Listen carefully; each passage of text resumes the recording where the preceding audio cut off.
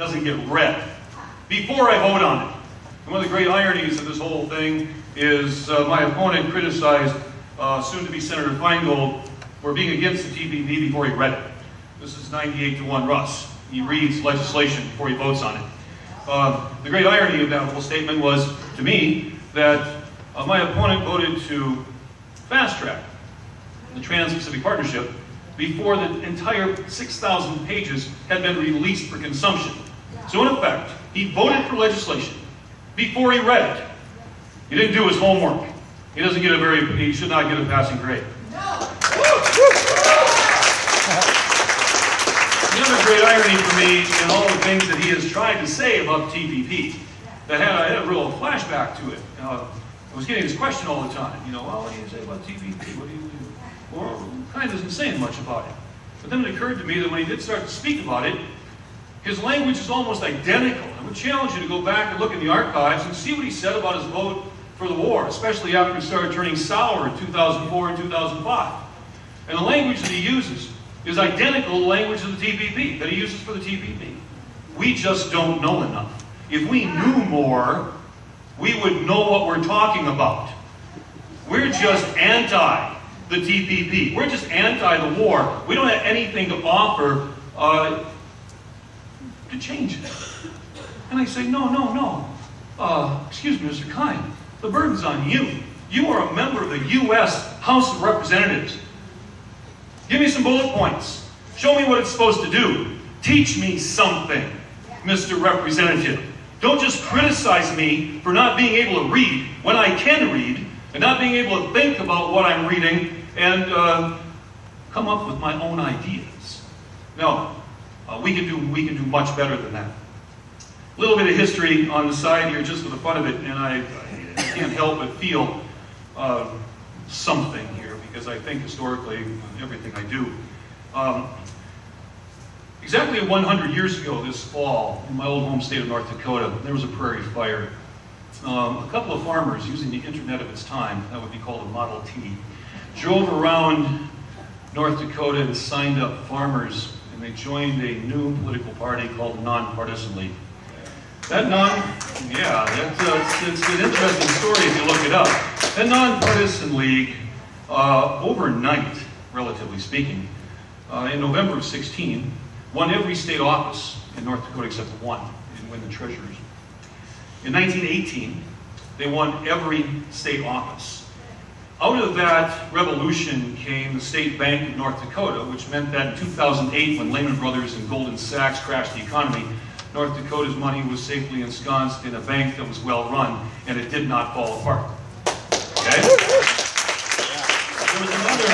There was another piece of legislation that they rammed through, and that was to build an elevator, crane handling facility, and flour mill in Grand Forks, North Dakota.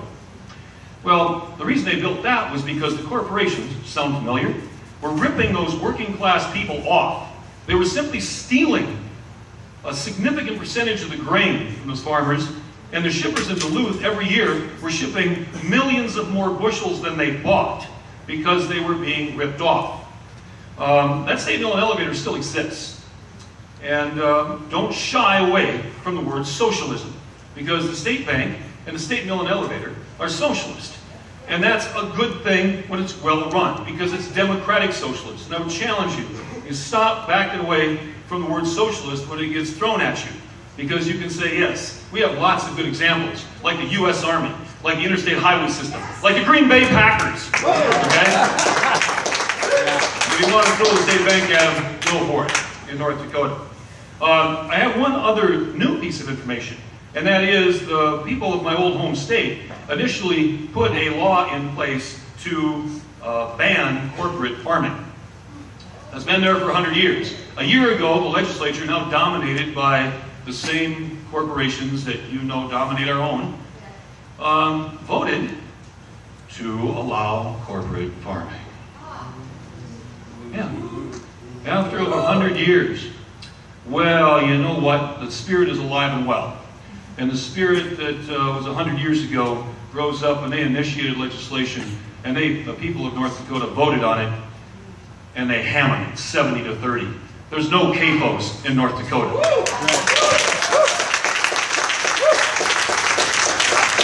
there is good news out there.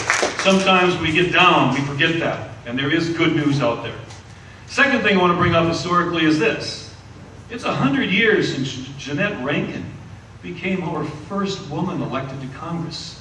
That deserves a round of applause. And you know what Jeannette Rankin did on her first vote when she got to Congress? She voted against war.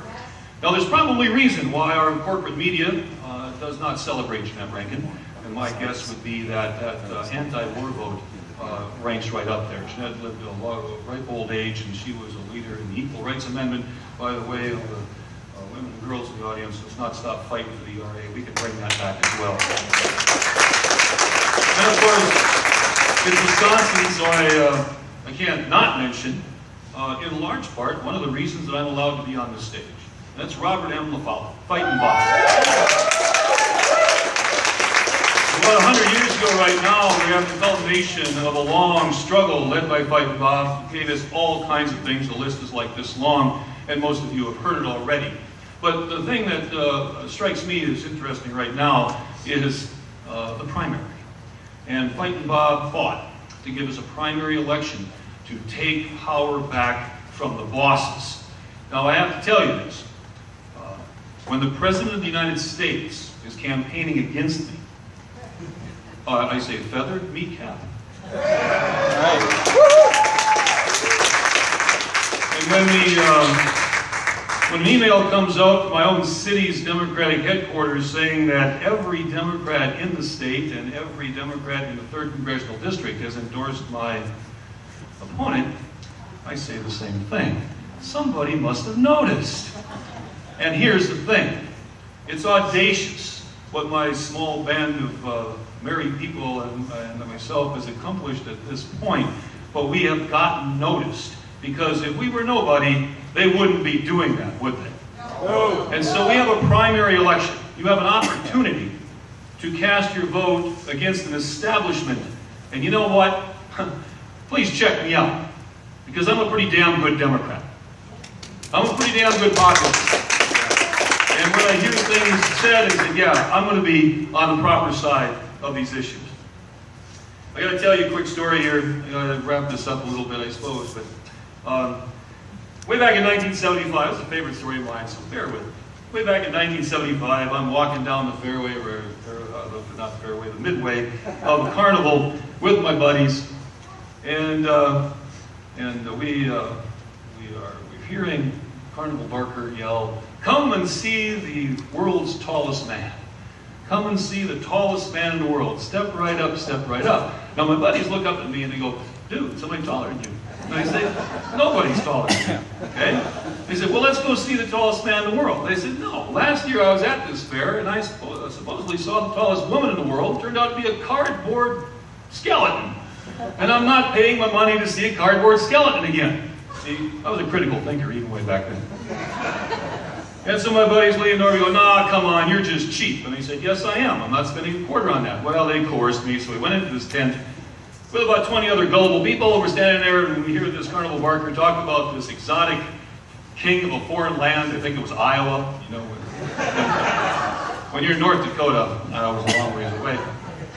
And it gives this great build-up, and they open this curtain, and to my surprise, there's a human being there. So, hey, it's not a cardboard skeleton.